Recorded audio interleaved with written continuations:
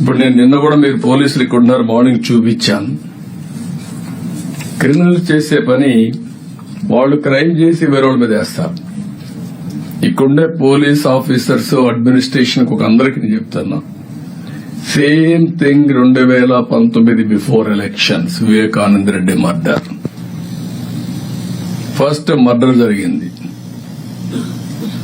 సాక్షి టీవీలో వస్తుంది, గుండెపోటుతో చనిపోయాడని. సాయంత్రం వరకు ఎవరు వీళ్ళు రారు. సాయంత్రం వచ్చి ఆయన కూతురు అడుగుతుంది పోస్ట్ మార్టం చేయమని. పోస్ట్ మార్టం చేస్తే గుండెపోటు కాదు, గొడ్డలిపోటు అని తేలుస్తారు. రూమ్ అంతా రక్తం, బెడ్రూమ్ అంతా రక్తం. అయినా కూడా ఆ కేసుని గుండెపోటుని చెప్పే ధైర్యం వచ్చిందంటే సాయంత్రానికి మార్చేసి మా తండ్రి లేడు, చిన్నాను కూడా చంపేశారు, నేను అనాథనైపోయానని ఒక సింపతి కార్డు పే చేయడం. నెక్స్ట్ డే కోర్టు పోయి ఇష్యూ మాట్లాడకూడదని క్యాగ్ ఆర్డర్ తేవడం. తెచ్చిన తర్వాత అధికారం వస్తానే సిబిఐ అవసరం లేదని ముందు అడిగిన తర్వాత మళ్ళా వద్దని చెప్పి అడ్డం పెట్టి ఇన్వెస్టిగేషన్ చేసి సిబిఐ ఆఫీసర్ ని అరెస్ట్ వారెంట్ ఇవ్వడం. You cannot imagine all these things.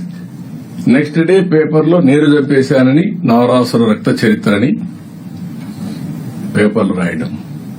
Criminals mislead చేయడం అంటే ఎట్లుంటుందో ఈ విషయం మనం గుర్తుపెట్టుకోవాల్సిన అవసరం ఉంది.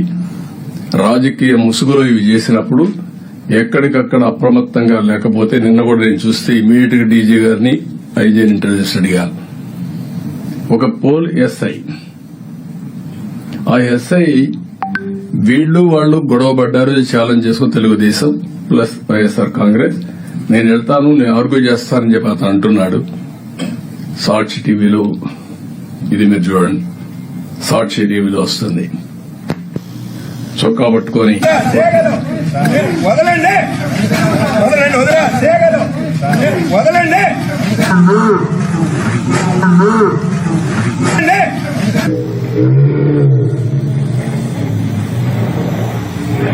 ఇది చూపిస్తాను, చొక్కా పట్టుకోండి.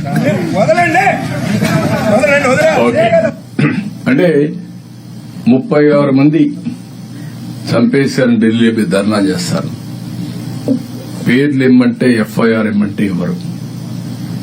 ఇది నేను చాలా సీరియస్ గా తీసుకుంటున్నా. ఎందుకంటే రాజకీయ ముసుగులో నేరాలు చేసి తిరిగి మన మీద వేసే పరిస్థితి వచ్చినప్పుడు ఆ ముసుగు తీయవలసిన బాధ్యత మన మీద ఉంది.